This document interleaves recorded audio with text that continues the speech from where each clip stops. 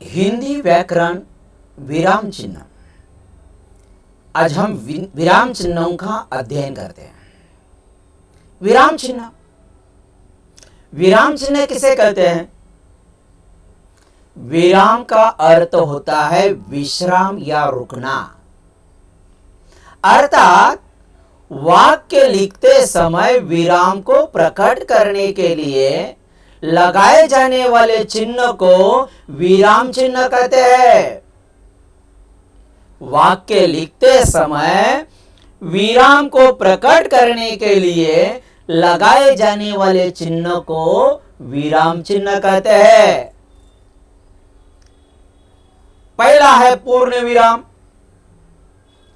जब वाक्य खत्म हो जाता है तब वाक्य के अंत में पूर्ण विराम चिन्ह लगाया जाता है।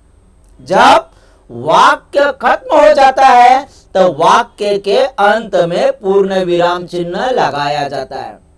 राम खाना खाता है, ये वाक्य पूर्ण हो गया, इसीलिए इस वाक्य के अंत में पूर्ण विराम चिन्ह दिया गया है। मोहन स्कूल जाता है, वाक्य पूर्ण हो गया, इसलिए वाक्य के अंत में पूर्ण विराम चिन्ह लगाया। राम का दोस्त मोहन है, यह भी वाक्य पूर्ण हो गया, इसलिए वाक्य के अंत में पूर्ण विराम चिन्ह लगाया है। मैंने अपना काम पूरा कर लिया, वाक्य पूर्ण हो गया, इसलिए वाक्य के अंत में पूर्ण विराम चिन्ह लगाया गया है। यानी जहां वाक्य पूर्ण हो जाता है वहां उस चिन्ह का प्रयोग किया जाता है, उसे कहते हैं पूर्ण विराम। अब देखते हैं अर्ध विराम। पूर्ण विराम से कुछ कम, पूर्ण विराम से कुछ कम, अल्प विराम से अधिक देर तक रुकने के लिए, अल्प विराम से अधिक देर तक रुकने के लिए अर्ध विराम का प्रयोग किया जाता है। अर्थात एक वाक्य या वाक्यांश के साथ दूसरे वाक्य या वाक्यांश का संबंध बताना हो तो वहां अर्ध विराम चिन्ह का प्रयोग होता है। देखिए उदाहरण, सूर्यास्त हो गया, लालिमा का स्थान कालिमा ने ले लिया। यह वाक्य तो एक ही है लेकिन वह रुका है, सूर्यास्त हो गया। थोड़ा सा अर्ध विराम चिन्ह का प्रयोग करना पड़ा वहां, क्योंकि वाक्य का वाक्यांश के साथ संबंध दिखाया गया है। और दूसरा वाक्य देखो, कल रविवार है, छुट्टी का दिन है, आराम मिलेगा। देखो वाक्य तो एक ही लग रहा है लेकिन छोटे छोटे वाक्य है, इन जगह पर थोड़ा ज्यादा रुकना हो रहा है, इसीलिए यहां अर्ध विराम चिन्ह का प्रयोग किया गया है।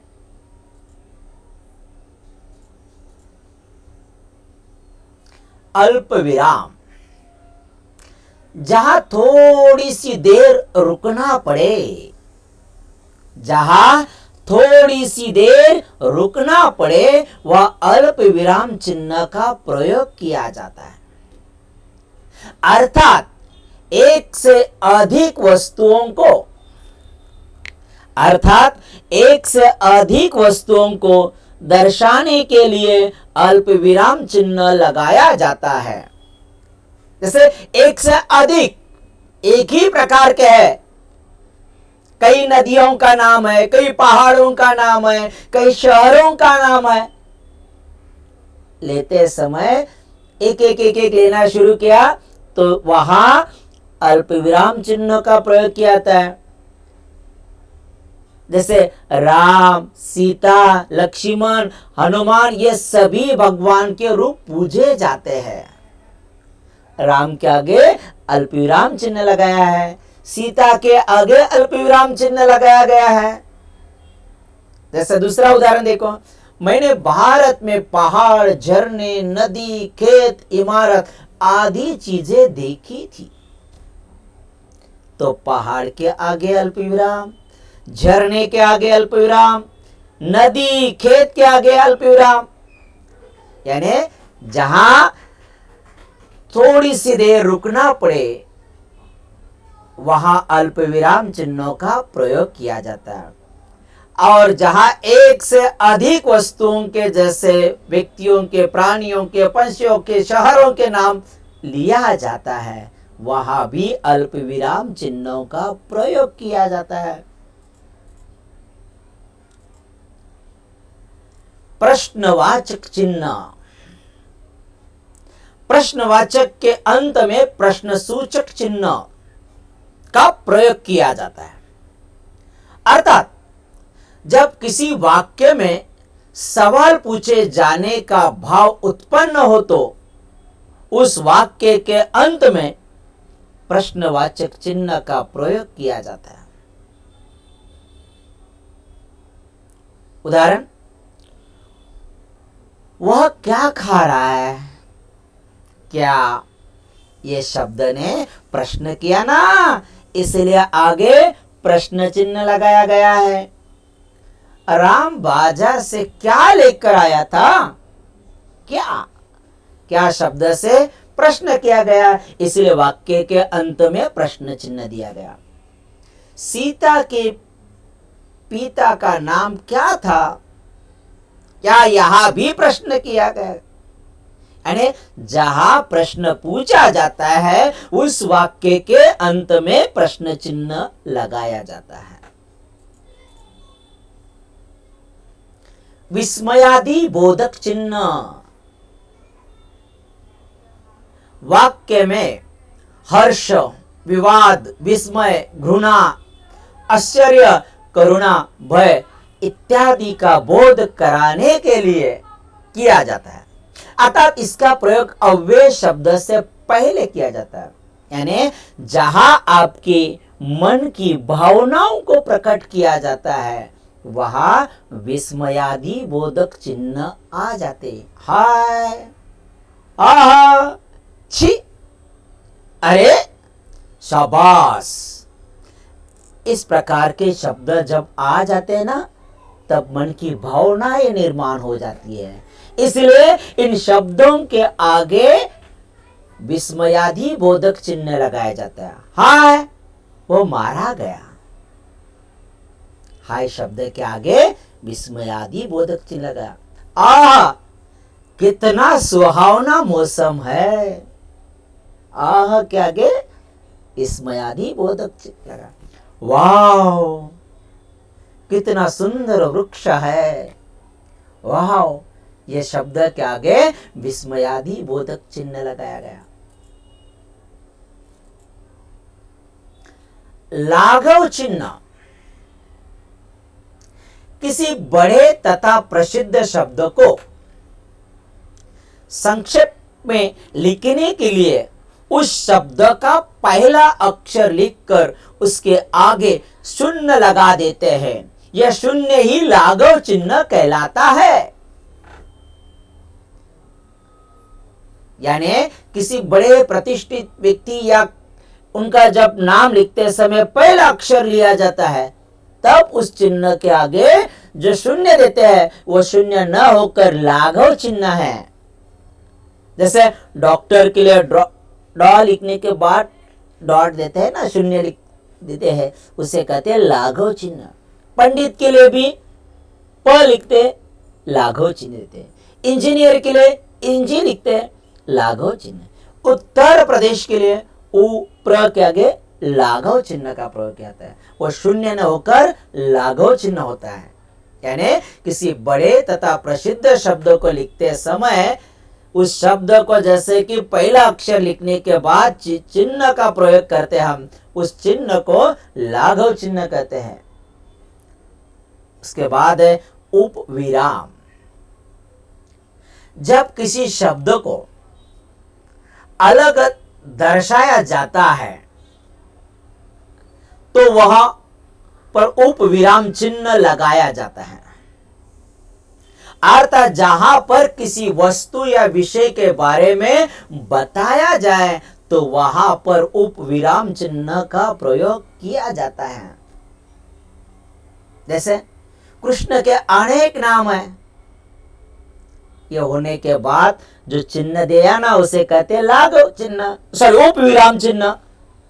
कृष्ण के अनेक नाम के आगे उप विराम चिन्ह दिया है, उसके बाद मोहन, श्याम, मुरली, कान्हा ये शब्द दिए हैं। लेकिन कृष्ण के अनेक नाम के आगे जो 2 डॉट दिखाई देता है वो 2 डॉट न होकर उप विराम चिन्ह है। उदाहरण, राम खाना खाता है, उदाहरण इस शब्द के आगे 2 डॉट दिखाई देता है ना, वो 2 डॉट न होकर उप विराम चिन्ह है। योजक चिन्ह 2 शब्दों में परस्पर संबंध स्पष्ट करने के लिए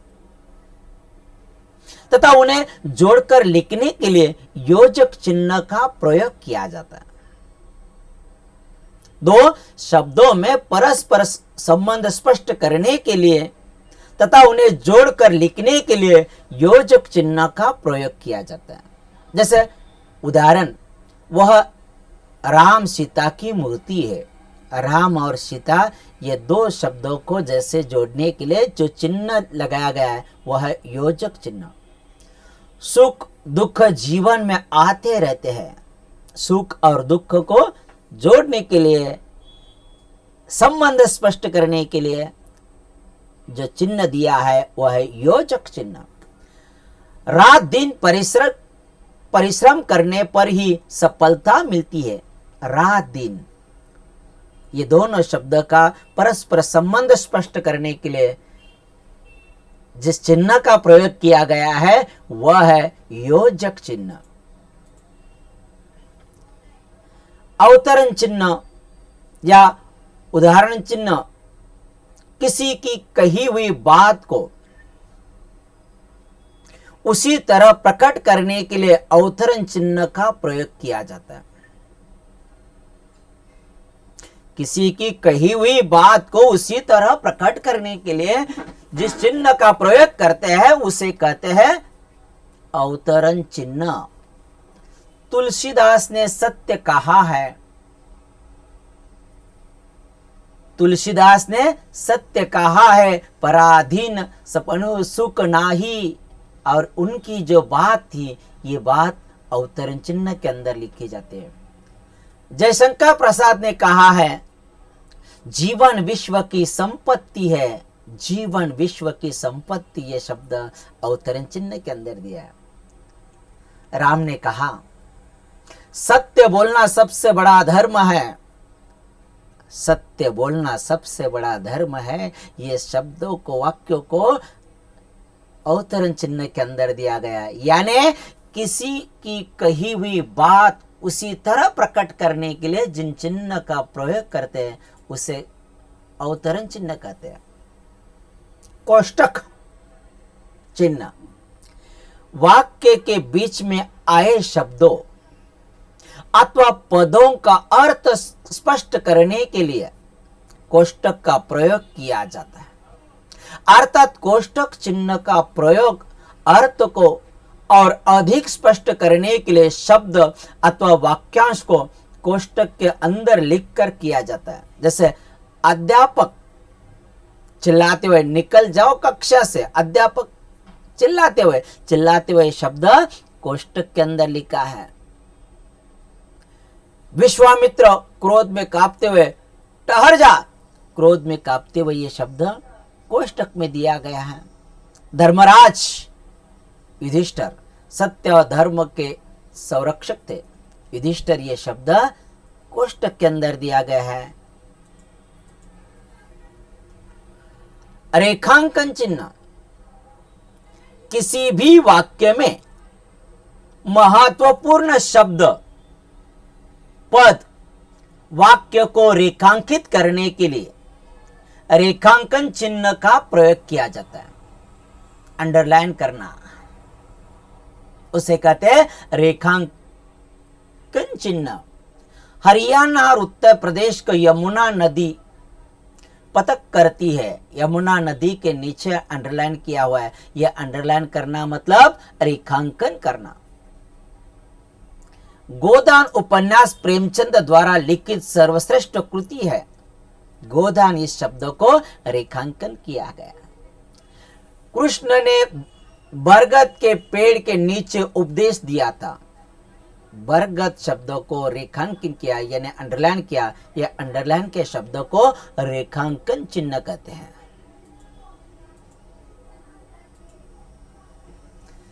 और अंत का है विस्मरण चिन्ह। विस्मरण इस शब्द से ही पता चलता है कि प्रयोग करते समय किसी शब्द को भूल जाने पर किया जाता है। हम कोई वाक्य लिखते समय एकांत शब्द बीच में जब भूल जाते हैं तब एक छोटा सा आरो दिखाकर हम वह शब्द लिखते हैं। वो आरो को क्या कहते हैं? विस्मरण चिन्ह। जैसे राम जाएगा, राम वहां जाएगा, और ये छोटा सा जैसे देखो आरो दिखाया है और वो कहते हैं विस्मरण चिन्ह। शाम में रहते थे, अच्छा यहां अब बहुत अच्छा लड़का है। अच्छा शब्द विस्मरण चिन्ह जैसे दिखाकर एक एरो दिखाकर लिखा है। यानी एरो दिखाकर एकांत शब्द जैसे लिखते हैं वो एरो न होकर विस्मरण चिन्ह कहते हैं उसे।